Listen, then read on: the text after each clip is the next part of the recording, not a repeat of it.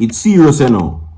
I'm confused as to when me hear $500 million has been found in the possession of Prime Minister and Holness' account.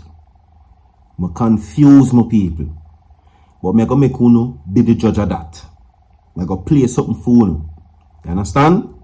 And again, you be the judge of that. Like and share the video. That's all I'm going to say. Like and share the video. 1,000 likes on this video.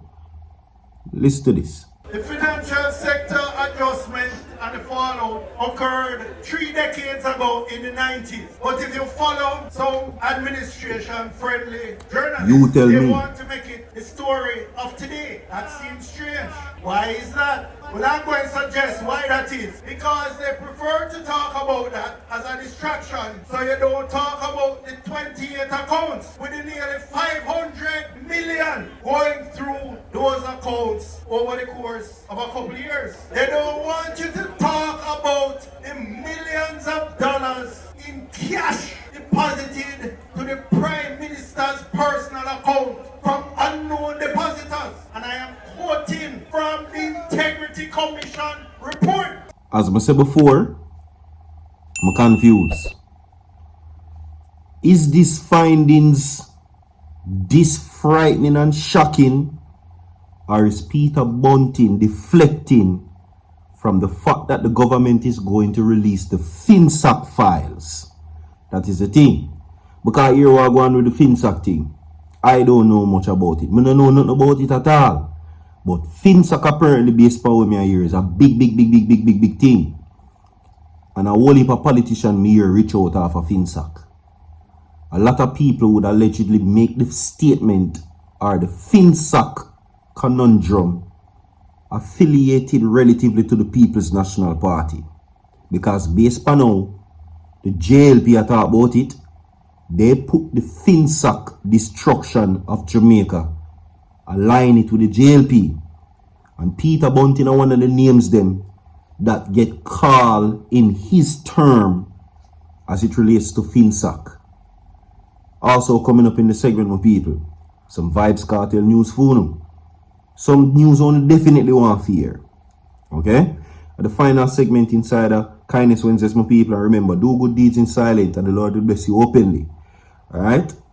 Also coming up in the segment, a probe, Usain Bolt and his money. An investigation has revealed that certain things is about to be unearthed as it relates to SSL.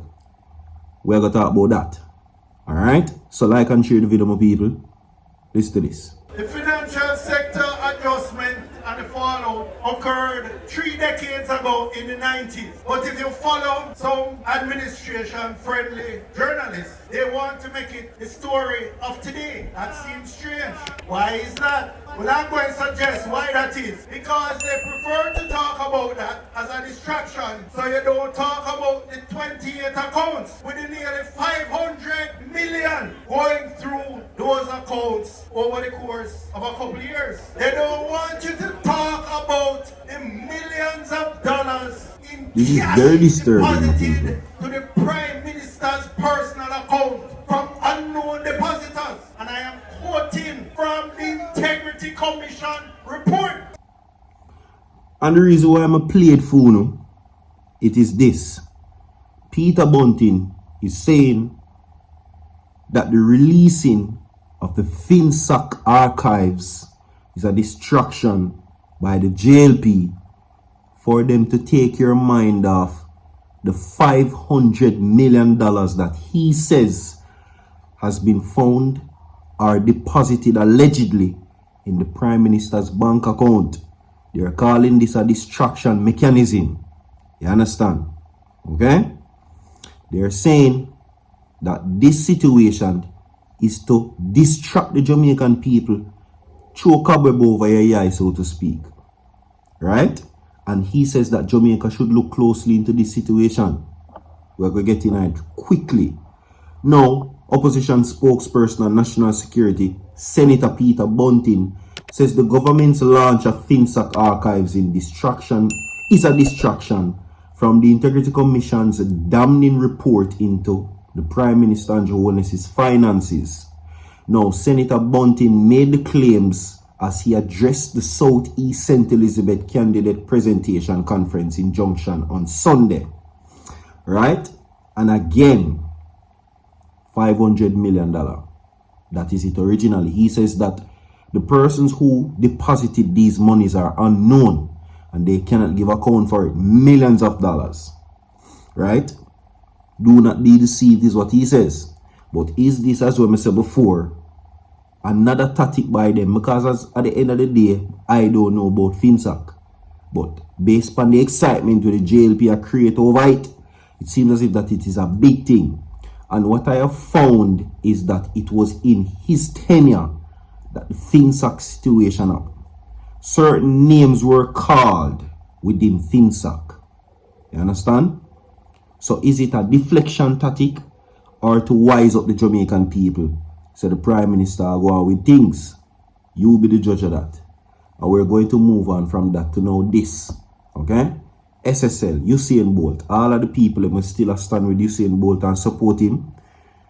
When you drop run Bolt money in the comment section. Because we still a chant it. Same way, not no change. You understand? A man like a Usain Bolt, me can say it every time. Every single time. That him not deserve this. I will say that honestly and outright. Now, an investigation is underway to determine if SSL agents urge clients to make risky investment. Right? Me did hear the video with Sir P, where Sir P has said, well, it seems as if that nearly the financial advice that Usain Bolt got was his demise. Yeah? Hear about money, hear about investment, hear say you can reach out a fight and them thing there, and him put him money in it and it sync with it. Anyway, now it's currently being investigated if an agent of bankrupt investment firm Stocks and Securities Limited induced clients into shifting their holdings into risky products. Now, that's according to the quarterly report submitted into the courts by SSL trustee Cadian Campbell.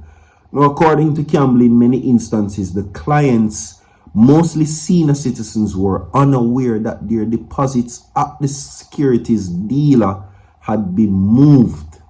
Right?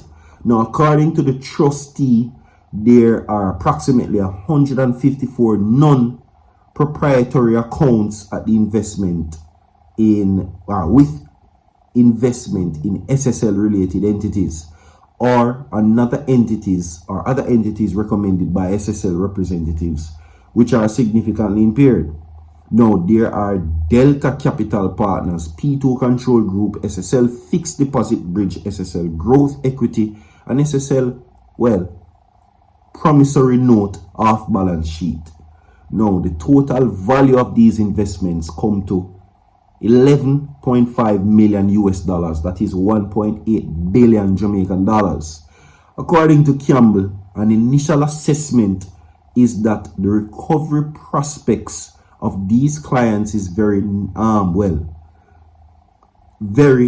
negligible, right? With the exception of Delta, where they're saying partial payments have already been made. Now, assessments of client demographic of the SSL portfolio reveal many senior citizens who've retired or were near retirement. Now, the trustee says that it would seem imprudent for these investors to have invested in what ought to have been known to be high-risk investments. There you go. We're going to close it off now with this. Fans are now still rushing to Vybz Kartel expressing their concerns. And I've been doing this very much so. Now, who's to be blamed? When Vybz Kartel was out a few years ago in his 30s, early 30s, we never hear about nothing about when his complication was. So it is fair to say that blame should be laid at the prison facilities because the conditions were described, as you hear before, as hell. Okay? Now, of course, there is still a lawsuit that is pending before the state, and I assume that that will be brought before the public anytime soon. Like and share the video, my people. This is the end of Kindness Wednesdays. Big up on yourself. Thank you for your support. I'm gone.